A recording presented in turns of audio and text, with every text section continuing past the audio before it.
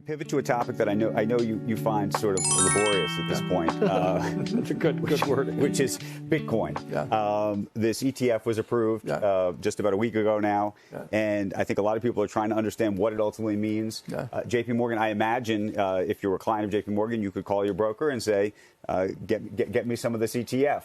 Mm-hmm. What are you telling your brokers to tell them back when they make that call? Yeah. So this is an important thing. This is the last time I've ever talked about this in CNBC, okay? So help me God. Blockchain is real. It's a technology. We use it. It's going to move money. It's going to move data. It's efficient. We've been talking about that for 12 years, too, and it's very small, okay? So I think we've wasted too many words in that. Cryptocurrencies, there are two types. There's a cryptocurrency which might actually do something. Think of a cryptocurrency as an embedded smart contract in it, and that we can use it to buy and sell real estate and move data. That may have value. The idea of tokenizing things. Tokenizing things that you do something with. And then there's one which does nothing. I call it the pet rock, the Bitcoin or something like that. And so on the Bitcoin, there's, first of all, and I'm not trying to make a joke here. There are use cases, AML, fraud, anti-money laundering, tax avoidance, sex trafficking. Those are real use cases, and you see it being used for hundreds, maybe $50 or $100 billion a year for that. That is the end use case. Everything else is people train among themselves. So speculate. Yeah. Now, okay. Now, my last statement, the last time I ever talk about Bitcoin, is I defend your right to do Bitcoin. I think, it's okay. I don't want to tell you what to do. So my personal advice is you don't get involved. But I don't want to tell any one of you what to do. It's a free country. What do you make of BlackRock? What do you make of the other firms, the BlackRocks of the world that obviously, and Larry Fink changed his view of this, obviously. Yeah.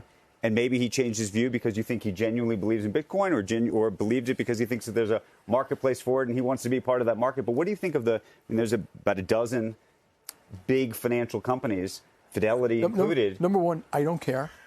So just please stop talking about this shit. And I don't know what he would say about blockchain versus currencies that do something versus Bitcoin that does nothing. It may be not different than me. But, this is what makes a market. People have opinions. This is the last time I'm ever going to state my opinion. Gold really didn't do anything either. Yeah, but gold's limited in supply. So is Bitcoin. And it's been used. So you think so, huh? I do. I think there's a good chance that when we get to that 20 million Bitcoins, they go to 42. No, that Satoshi's going to come on there, laugh hysterically, go quiet, all Bitcoin's going to be erased. I think, man. How the hell do you know it's going to stop at 21? I've never met one person who told me they know for a fact they take that mathematically, it can't happen because by the last one will be mined in 2150, and it gets harder and harder every time there's another halving. But Jamie, looking back over, you guys do what you want, I'll do what I want. As for gold, you can the 6 characteristics that make gold valuable for 4,000 years. They're all present in Bitcoin. That's all I'll say. And I love you, and I don't want to. And I also don't want to be a. Joe, you may be right. Yeah. I don't own gold either, so okay. That's what I mean. Couple of quick final questions. I like to own things that pay me incomes.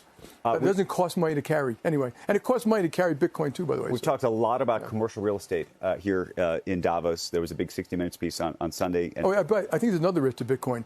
If you can't solve the bad use cases, the government's probably going to have to close it down. So that the thing about the money laundering, you can look at, here's the number was 20,000, I think, for U.S. dollars in money laundering, and it was 35 for how much is done with Bitcoin. So at this point, the dominant, ransomware is I know, but the dominant, we know about. Historically, the dominant currency for money laundering has been U.S. I understand. Okay. Quickly, commercial real estate. Yeah. Do you have a take? We've been talking to a number of investors who've been sitting here talking about what it means to the debt markets, what it means to some of the smaller banks. Obviously, you have a big building going up, by the way, in New York. But the 3-day week, what that's going to mean longer term. Yeah. So, first of all, I think the value of old financial assets in America is like $140 trillion. Commercial office real estate is like $1.2 trillion. Okay. $600 billion on bank books. A lot of that is corporate owned and stuff like that. Let me divide into 3 pieces. If we have a soft landing, which is possible, and rates don't go higher, which is possible, it'll be a small problem. If we have a hard landing and rates don't go higher, it'll be a bigger problem. And if we have a hard landing with higher rates, which I still think is possible, it'll be a bigger problem. Because inflation goes up even with interest rates are like cosmological constant. Yeah. Anything which has cash flows is worth less. And obviously, if there's a recession, less need for space and all the things that happen in recession and stuff like that. So, and I don't know how it's going to affect. Work from home is a whole different thing. Our building's unbelievable. If you haven't seen it, walk by. It's going up quick. Yeah. You know what I love about you, James, and I've told you this many times.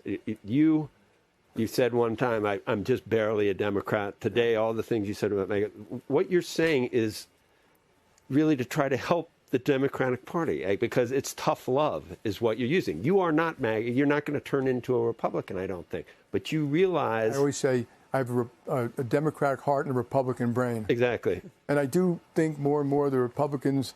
that the Democrats have big hearts and very small brains. They should be a little more thoughtful about policy and how things work. If on the front end, all of the things you're doing to try and help people actually on the back end end up hurting them, you need to cop to that someday, eventually. And they don't. I'll come confess here if that... No, not you. I'm saying the Democratic Party. No, I'm not talking about you. Yeah. The Democratic Party needs to say, look, we try all these things and we made things worse. So, at least cop to it. I just also want to point, when I go to D.C. all the time, remember, we spend a lot of time on, I will call the wingnuts. There are a lot of centrist Republicans, Democrats, who, if they sat here, you'd have... It might be a majority. It might be 80%. It might be... I don't understand. Well, partially, you guys invite the wingnuts on more. No, we invite the not you guys. I'm talking about you. I'm talking about like CNN and just Fox gave you a half hour. Like yeah. Yeah, I'm going to start charging you guys, by the way.